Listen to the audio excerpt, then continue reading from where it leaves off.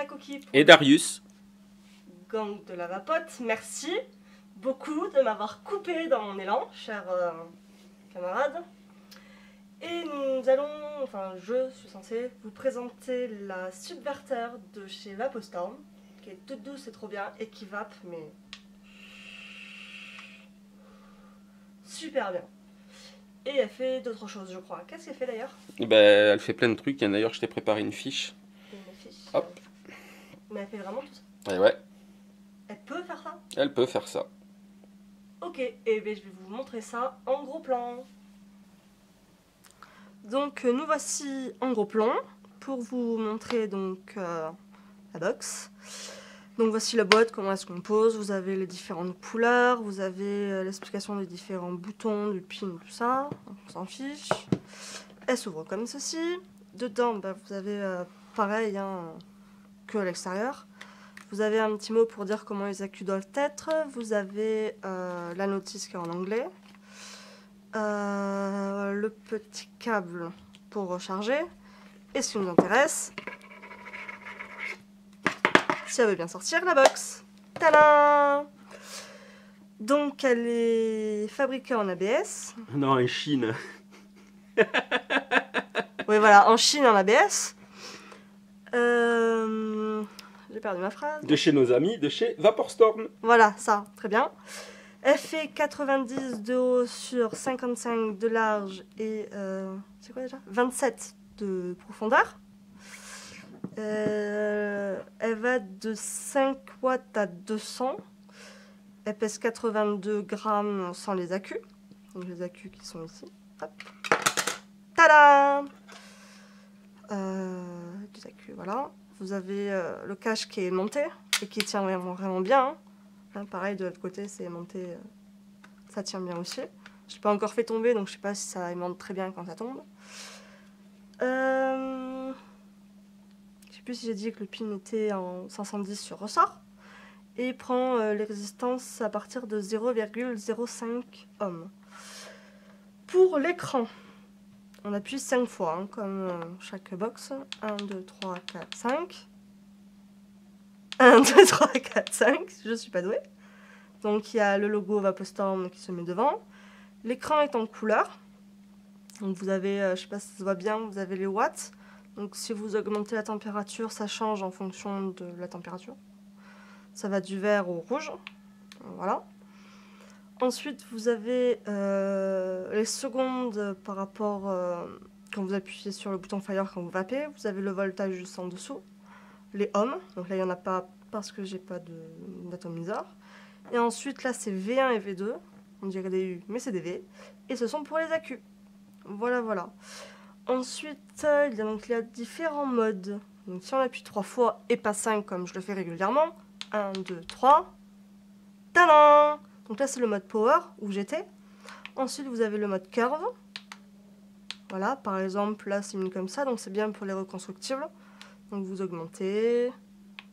Bah, en fait, si tu veux, le mode curve, ça sert, on peut régler la plage de puissance par rapport à la bouffée qu'on va prendre.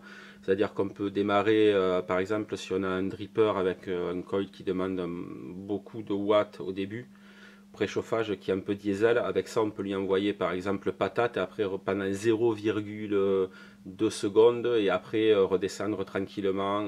Voilà, ça sert surtout à ça le mode curve. Donc voilà, ça sert à ça. Ensuite, on a, j'ai appuyé 3 fois, ouf, le mode de température contrôle, hein, donc le titane, le nickel, les SS, le contrôle de température. C'est quoi le SS? C'est l'inox SS316. Donc c'est pas pour les nazis. Non. Voilà. Et voilà. Exit, et vous êtes en Celsius. Donc si vous descendez, vous passez en Fahrenheit. Voilà.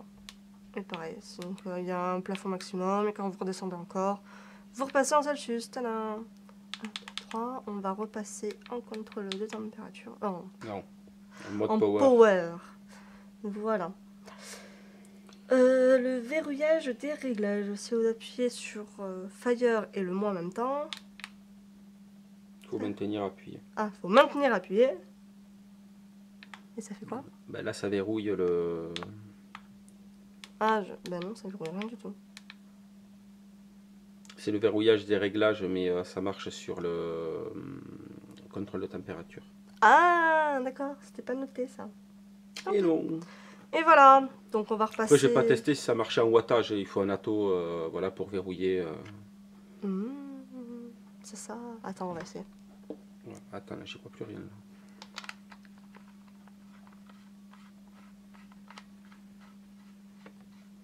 Bien, d'ailleurs, on peut dire que ça prend jusqu'à un plateau de 25 pour les attos. Ah, je vais trop. Ouais, et c'est flush à 25. C'est flush. Ouais. On va être à 36, on est trop dégueulasse. On appuie ensemble. Non, ça marche pas. Non, bah alors donc c'est vraiment pour verrouiller voilà, le reste. Voilà, donc on va passer en plan large hein, pour faire la conclusion de cette magnifique et douce box en ABS. Et donc pour le power lock, en fait, il faut rester appuyé un peu, ça va fire. Oh. Ça marche pas. Toi que c'est pas le faire marcher. Ça marche pas. C'est pas possible. Putain, c'est pas possible ça. Ça marche pas. Ah, voilà. Faut attendre très longtemps. Ouais, okay. Ouais, mais je trouve pas ça top quand même. Ouais, parce que ça me vide quand même un peu le... Ben, ça fait chauffer la résistance. La résistance pour rien. Un peu dommage, mais voilà, ça dommage. Power lock.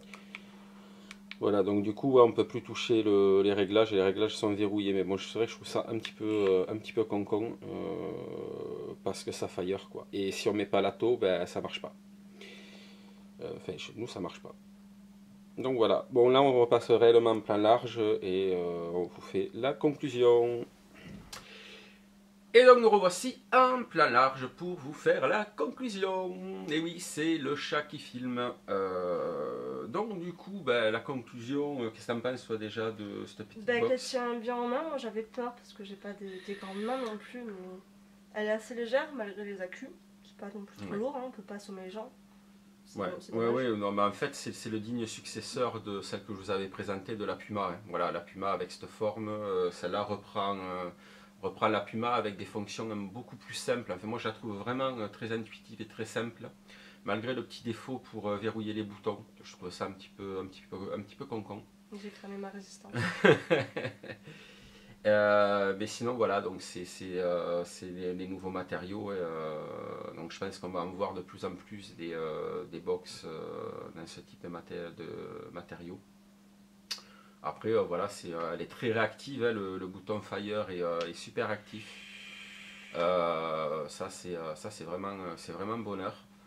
Ça fire de suite, hein. Dès que vous appuyez, pim, ça part. Ça c'est vraiment cool. Sinon après, qu'est-ce que tu as oublié de dire? Qu'est-ce que tu as oublié? Ben rien.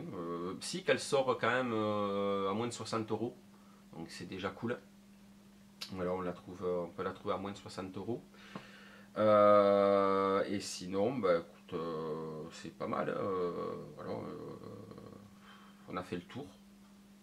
Donc voilà, donc n'hésitez pas à nous laisser des petits commentaires dessous, ou si jamais vous avez des questions, voilà, vous laissez des petits mots. Et donc du coup, on vous dit à toutes et à tous une agréable journée, soirée, nuit, après-midi, ou quand vous regarderez la vidéo, car le temps n'est qu'une donnée humaine. Exactement, et on se dit à très bientôt. Salut les amis, bye.